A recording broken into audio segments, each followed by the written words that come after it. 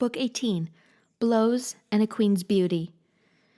Now a true scavenger came in, a public tramp who begged around the town of Ithaca, a byword for his insatiable swag belly, feeding and drinking dawn to dark. No pith was in him and no nerve, huge as he looked. Arneas, as his gentle mother called him, he'd been nicknamed Iros by the young for being ready to take messages. This fellow thought he would rout Odysseus from his doorway, growling at him, "Clear out, grandfather, or else be hauled up by the ankle bone. See them all giving me the wink? That means go on and drag him out. I hate to do it. Up with you, or would you like a fist fight?" Odysseus only frowned and looked him over, taking account of everything, then said, "Master, I'm no trouble to you here. I offer no remarks. I grudge you nothing. Take all you get, and welcome. Here is room for two in the store slab. Or do you own it? You are a tramp, I think, like me. Patience. A windfall from the gods will come. But drop that talk of using fists. It could annoy me. Old as I am, I might just crack a rib or split a lip for you. My life would go even more peacefully after tomorrow, looking for no more visits here from you." Iros the tramp grew red and hooted, "Oh, listen to him! The swine can talk your arm off like an old oven woman. With 2 punches I'd knock him snoring if I had a mind to, and not a tooth left in his head, the same as an old sow caught in the corn. Belt up, and let this company see the way I do it when we square off. Can you fight a fresher man?" Under the lofty doorway on the door sill of wide smooth ash they held this rough exchange, and the tall full-blooded suitor Antinous, overhearing, broke into happy laughter. Then he said to the others, "Oh, my friends, no luck like this has ever turned up before. What a farce heaven has brought this house. The stranger and Iros have had words. They brag of boxing. Into the ring they go, and no more talk." All the young men got on their feet now, laughing, to crowd around the ragged pair. Antinous called out, "Gentlemen, quiet. One more thing. Here are great stomachs ready on the fire to stuff with blood and fat. Good supper pudding. The man who wins this gallant bout may step up here and take the one he likes. And let him feast with us from this day on. No other beggar will be admitted here when we are at our wine." This pleased them all, but now that wily man Odysseus muttered, "An old hulk has no business fighting a young man, but my belly nags me. Nothing will do but I must take a beating. Well, then let every man here swear an oath not to step in for Iros.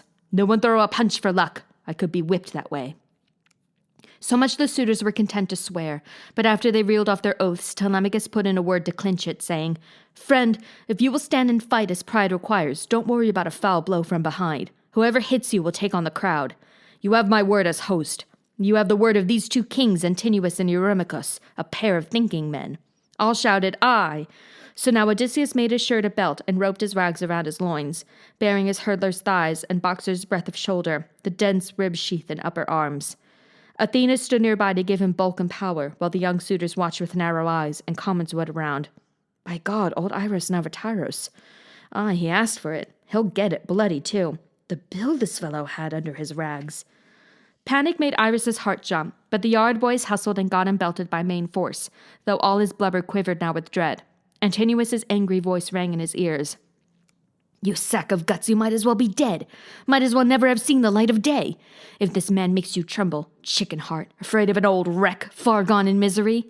Well, here is what I say and what I'll do. If this rag picker can outfight you, whip you, I'll ship you out to that king in Epirus, Ekatos. He skins everyone alive. Let him just cut your nose off and your ears and pull your privy parts out by the roots to feed raw to his hunting dogs." Poor Iros felt a new fit of shaking take his knees, but the yard boys pushed him out.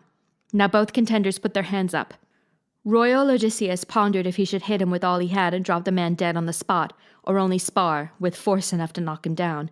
Better that way, he thought, a gentle blow, else he might give himself away. The 2 were at close quarters now, and Iros lunged, hitting the shoulder. Then Odysseus hooked him under the ear and shattered his jawbone, so bright red blood came bubbling from his mouth, as down he pitched into the dust, bleeding, kicking against the ground, his teeth stove in. The suitors whooped and swung their arms, half dead with pangs of laughter. Then by the ankle bone, Odysseus hauled the fallen one outside, crossing the courtyard to the gate, and piled him against the wall. In his right hand he stuck his begging staff and said, "Here, take your post. Sit here to keep the dogs and pigs away. You could give up your habit of command over poor waifs and beggarmen, you swab. Another time you may not know what hit you." When he had slung his rucksack by the string over his shoulder like a wad of rags, he sat down on the broad door sill again, as laughing suitors came to flock inside, and each young buck in passing gave him greeting, saying, maybe, Zeus fill your pouch for this. May the gods grant your heart's desire. Well done to put that walking famine out of business. We'll ship him out to that king in Epirus, Echetos. He skins everyone alive. Odysseus found grim cheer in their good wishes. His work had started well. Now from the fire his fat blood pudding came, deposited before him by Antinous. Then, to boot, 2 brown loaves from the basket, and some wine in a fine cup of gold. These gifts Amphinomos gave him. Then he said, "Here's luck, grandfather. A new day. May the worst be over now." Odysseus answered, and his mind raged far. "Amphinomos, your head is clear, I'd say. So was your father's. Or at least I've heard good things of Nisos the Dulichian, whose son you are, they tell me. An easy man. And you seem gently bred. In view of that, I have a word to say to you, so listen. Of mortal creatures, all that breathe and move, earth bears none frailer than mankind. One man believes in woe to come, so long as valor and tough knees are supplied him by the gods. But when the gods in bliss bring miseries on, then willy-nilly, blindly he endures. Our minds are as the days are, dark or bright, blown over by the Father of gods and men. So I too in my time thought to be happy, but far and rash I ventured, counting on my own right arm, my father and my kin. Behold me now. No man should flout the law, but keep in peace what gifts the gods may give. I see you young blades living dangerously, a household eaten up, a wife dishonored, and yet the master will return. I tell you to his own place, and soon, for he is near. So may some power take you out of this, homeward and softly, not to face that man the hour he sets foot on his native ground. Between him and the suitors I foretell no quittance, no way out, unless by blood, once he shall stand beneath his own roof beam." Gravely when he had done, he made libation and took a sip of honey-hearted wine, giving the cup then back into the hands of the young nobleman. Amphinomos, for his part, shaking his head with chill and burdened breast, turned in the great hall. Now his heart foreknew the wrath to come, but he could not take flight, being by Athena bound there. Death would have him broken by a spear thrown by Telemachus, so he sat down where he had sat before. And now heart-prompting from the grey-eyed goddess came to the quiet queen Penelope, a wish to show herself before the suitors, for thus by fanning their desire again, Athena meant to set her beauty high before her husband's eyes, before her son. Knowing no reason, laughing confusedly, she said, "Eurynome, I have a craving I never had at all. I would be seen among those ruffians, hateful as they are. I might well say a word, then, to my son for his own good. Tell him to shun that crowd, for all their gay talk, they are bent on evil." Mistress Eurynome replied, "Well said, child, now is the time. Go down and make it clear. Hold nothing back from him. But you must bathe and put a shine upon your cheeks. Not this way, streaked under your eyes and stained with tears. You make it worse, being forever sad. And now your boy's a bearded man. Remember, you prayed the gods to let you see him so." Penelope replied, "Eurynome, it is a kind thought, but I will not hear it, to bathe and sleek with perfumed oil. No, no, the gods forever took my sheen away when my lord sailed for Troy in the decked ships.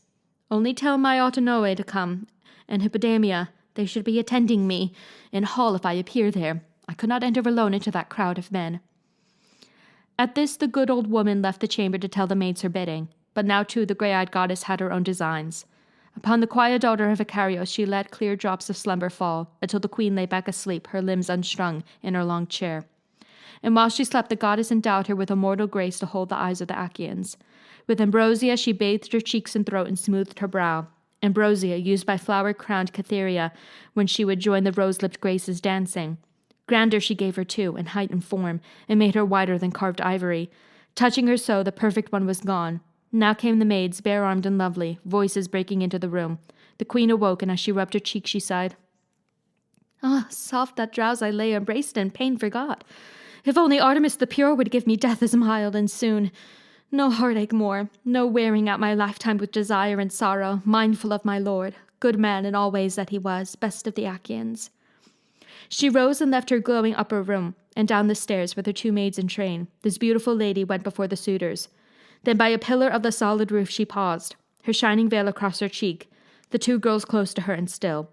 And in that instant weakness took those men in the knee joints, their hearts grew faint with lust. Not one but swore to God to lie beside her. But speaking for her dear son's ears alone, she said, "Telemachus, what has come over you? Light-minded you were not in all your boyhood. Now you are full grown, come of age. A man from foreign parts might take you for the son of royalty to go by for your good looks. And have you no more thoughtfulness or manners? How could it happen in our hall that you permit the stranger to be so abused? Here in our house a guest, can any man suffer indignity come by such injury? What can this be for you but public shame?" Telemachus looked in her eyes and answered, with his clear head and his discretion, "Mother, I cannot take it ill that you are angry. I know the meaning of these actions now, both good and bad. I had been young and blind, but how can I always keep to what is fair while these sit here to put fear in me? Princes from near and far whose interest is my ruin, are any on my side? But you should know the suitors did not have their way, matching the stranger here in Iros, for the stranger beat him to the ground. O Father Zeus, Athena, and Apollo, could I see the suitors whipped like that? Courtyard and hall strewn with our friends, too weak-kneed to get up, chap fall into their collarbones, the way old Iris rolls his head there by the gate as though he were pig-drunk. No energy to stagger on his homeward path, no fight left in his numb legs." Thus Penelope reproached her son, and he replied. Now interrupting, Eurymachus called out to her, "Penelope, deep-minded queen, daughter of Icarios, if all Achaeans in the land of Argos only saw you now, what hundreds more would join your suitors here to feast tomorrow? Beauty like yours no woman had before, or majesty, or mastery." She answered, "Eurymachus, my qualities I know. My face, my figure, all were lost or blighted when the Achaeans crossed the sea to Troy, Odysseus my lord among the rest.